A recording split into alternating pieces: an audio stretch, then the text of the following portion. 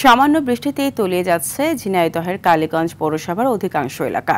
প্রভাবশালীরা খাল ভরাট করে বিভিন্ন পাকা স্থাপনা তৈরি করায় পানি নিষ্কাশনের পথ বন্ধ হয়ে গেছে।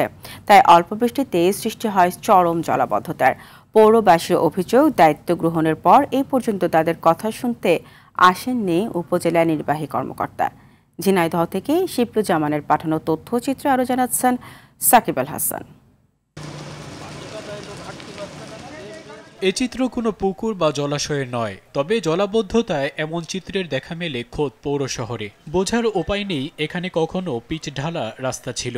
ঝিনাইদহের কালীগঞ্জ পৌরসভার হাসপাতাল সড়ক, কলেজ রোড, থানা রোড ও নলডাঙ্গা রোডের চিত্র এমনই। ৫ আগস্ট ফেসিস সরকারের পতনের পর পৌর এলাকার দায়িত্বে বসেন উপজেলা নির্বাহী কর্মকর্তা, কিন্তু দায়িত্ব গ্রহণের ১ বছর হতে চললেও তার দেখা পাননি পৌরবাসী।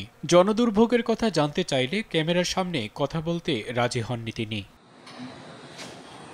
প্রভাবশালীরা খাল ভরাট করে বিভিন্ন পাকা স্থাপনা তৈরি করায় পানি নিষ্কাশনের পথ বন্ধ হয়ে গেছে। তাই সামান্য বৃষ্টিতেই সৃষ্টি হয় চরম জলাবদ্ধতা। দীর্ঘদিন সংস্কারের অভাবে চলাচল অনুপযোগী হওয়ায় নাগরিক ভোগান্তি এখন চরমে। আমাদের এই পৌরসভার ভেতর যে কটা রাস্তা আছে, মানে ৭ নম্বর ওয়ার্ডের ভেতর বিশেষ করে আমাদের ড্রেন নেই। একটা মানুষ এমনি বাচ্চা কাছে আপাত বিপদে আমাদের চলার মতো কোনো ব্যবস্থা নাই। ক্ষোভে প্রতিবাদে অনেকেই মাছ চাষ করছেন সড়কে। এটা কি পৌরসভা না ধানের ভুঁই? ট্যাক্সের বেলায় তো আপনারা ঠিকই নিয়ে যাচ্ছেন, অথচ আমাদের এই দুর্ভোগটা দেখার কেউ নেই।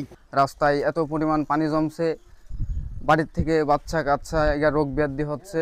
পৌর এলাকার এসব সমস্যা সমাধানে দ্রুত ব্যবস্থা নেওয়ার দাবি স্থানীয়দের। সাকিব আল হাসান, RTV।